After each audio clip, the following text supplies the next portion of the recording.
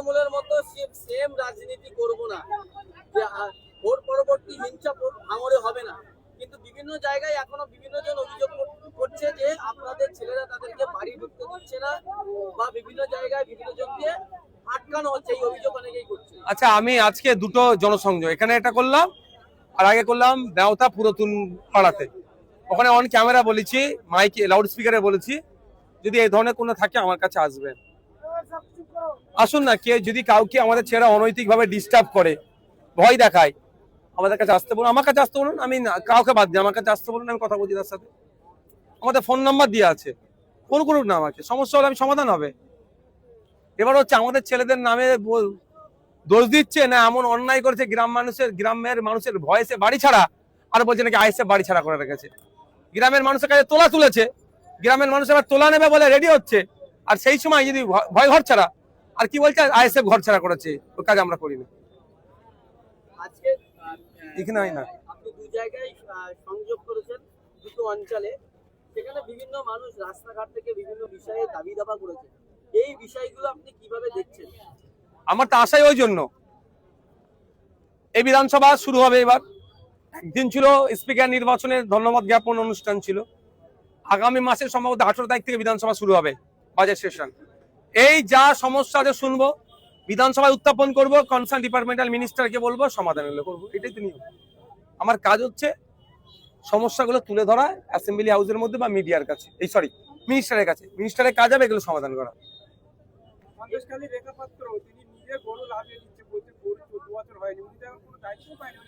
ব্যাপারটা হচ্ছে উনি দায়িত্ব পাকা নাই পাক সেটা রাইট নয়, ওর গরু নাবিয়ে নিবা কারো রাইট নাই। সমস্যা হচ্ছে এটা 14 বছরের নিচে গরুকে বলি দেওয়া যাবে না তথা কুরবানি দেওয়া যাবে না। আপনি 14 বছরের নিচের গরুকে নিয়ে গিয়ে চাষ করতে পারেন না, দুধ দুইতে পারেন না, বাড়িতে পুষতে পারেন না, ওদের বিরুদ্ধে অভিযোগ করা দরকার। সমস্যা হচ্ছে মানুষ অভিযোগ করছে না, চুরির অভিযোগ করা দরকার। নিবিয়ে নিচ্ছে, চুরি করে নিচ্ছে, তো সব ঠান্ডা হয়ে যাবে।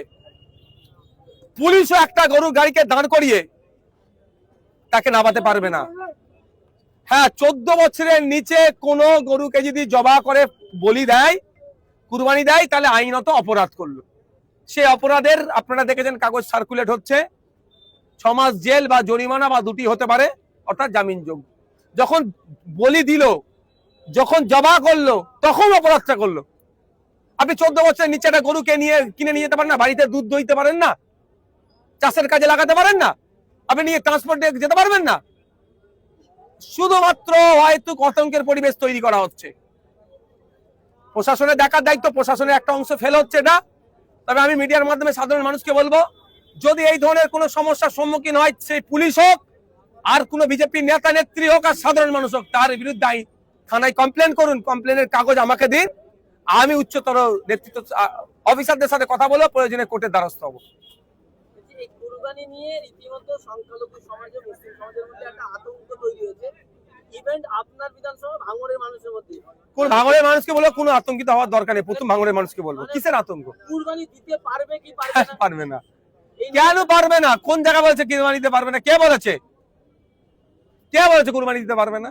হ্যাঁ, একটা নিয়ম আছে, নিয়মের এখন মেলা জেলা আপনি আমি আবদ্ধ। এবারে এই নিয়মটাকে ভাঙতে হবে, গণতান্ত্রিক প্রক্রিয়ায় কি করতে হবে তার জন্য চ্যালেঞ্জিং জায়গা, শর্ট পিরিয়ড। এখন যেটা আছে তার বাইরে আপনি আমি যেতে পারবেন না। কিন্তু আমি কি বললাম, যে 14 বছরের নিচের কোনো পশু যেটা নির্ধারিত করা আছে, তার বাইরে যতক্ষণ না আপনি বলি দিচ্ছেন, যতক্ষণ না ছুরি চালাচ্ছেন, কারো ক্ষমতা নেই, কোন আইনে নয় তাকে আটকানো। এটা বুঝতে পারছে না কেন সাধারণ মানুষ? সবটা বলে দিতে হবে আমাকে নাকি? পুলিশ কেন আটকাবে রাস্তাঘাটে? গাড়ি এই বাড়িতে গরু পুষতে পারবো না?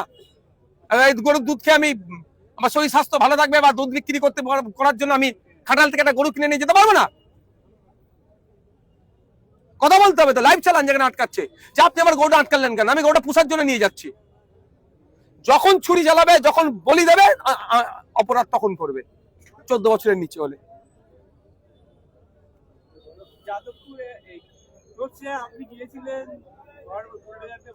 আপনি গিয়েছিলেন, কালকে আমরা দেখলাম যে শতরূপ ঘোষ শতরূপ দা গিয়েছিলেন একটা কোর্টে স্টে অর্ডার নিয়ে। যে স্টে অর্ডার পেয়েছে শত্রুঘ্নের হাতে গিয়েছে, সেই স্টে অর্ডার পাওয়ার জন্য আমি বিকাশ স্যারকে কোর্টে নিয়ে গেছি, অনুরোধ করেছিলাম কোর্টে আপনি আসুন। মামলাটা করেছিল নাসির আহমেদ, সম্ভবত কপি আমার গাড়িতে আছে, মামলা কপি আছে। অর্থাৎ ওই অ্যাডভোকেট হচ্ছে নাজিব আহমেদ, সম্ভবত অ্যাডভোকেট, সে পিটিশন করেছিল, দায়ের করেছিল কোর্টে। তার আমি বিকাশ স্যারকে রিকোয়েস্ট করেছিলাম, স্যার আপনি আসেন। বিকাশ স্যার এসে গতকালকে দাঁড়িয়েছিল। আমি এতটুকু বলে দিই, এটা নিয়েও তৃণমূল খেলা খেলছে। তৃণমূলে আগের দিনে মমতা ব্যানার্জি কোর্টে গিয়েছিল, ওরা বলছে মমতা ব্যানার্জি কোর্টে গিয়েছিল, এবার বুল্লিজান আটকেছে। মমতা ব্যানার্জি কোর্টে গিয়েছিল, তার জাজমেন্ট, তার অর্ডার কপি আর গতকালকের অর্ডার কপি দুটো বিস্তর তফাৎ।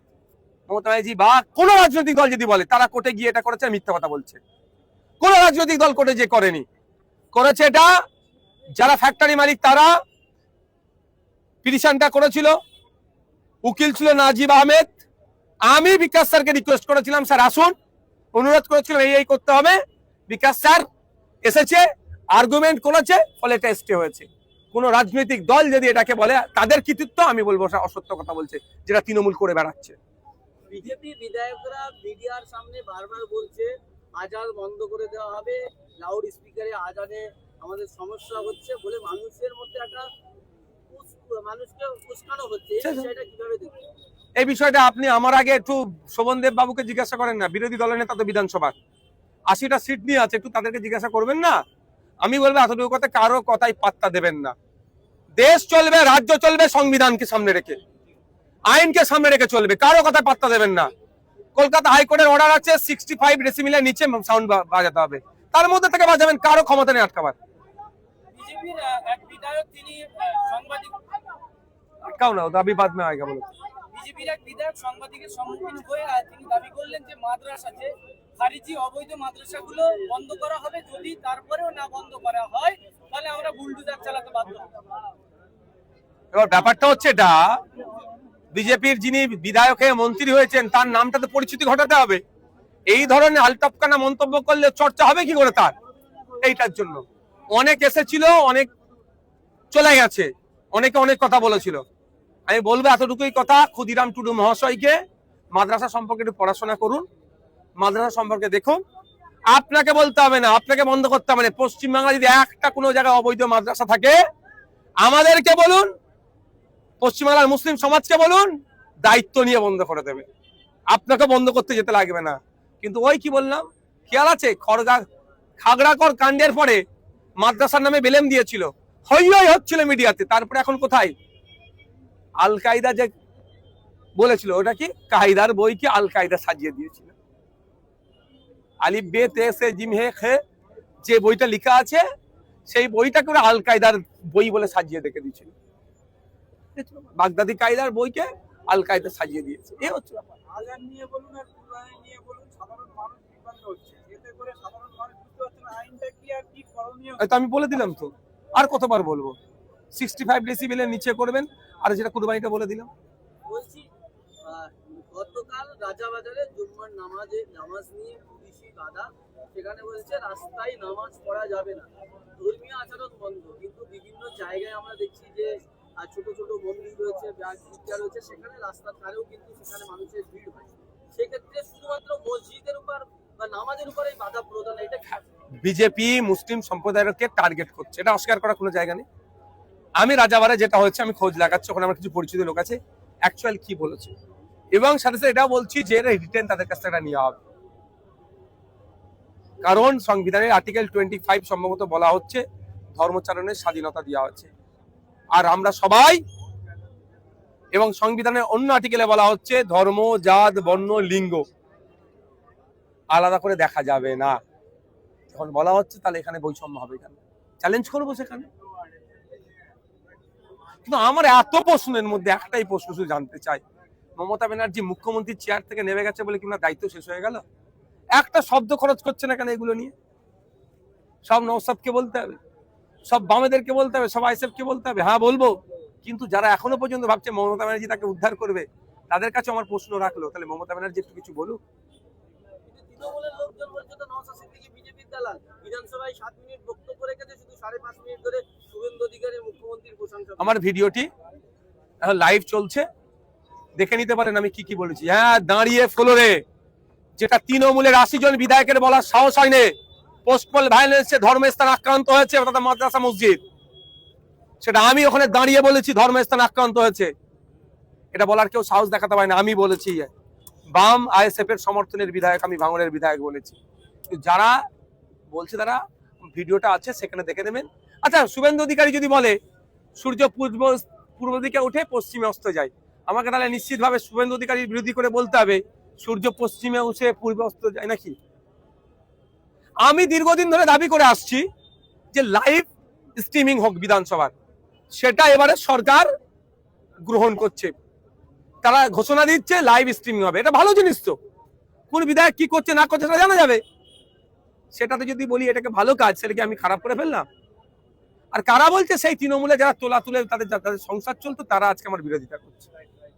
Thank you. আপনি 5 বছর ধরে যে প্রতিবাদ করে এসেছেন বা বিভিন্ন পাশে দাঁড়িয়েছেন বা গঠনমূলক ভাষণ দিয়েছেন, আপনাদের সাথে একটা আপনার জোট সাথে এসেছে, অনেক বেশি করবে, অনেক বেশি করবে, চাপ নিতে হবে না।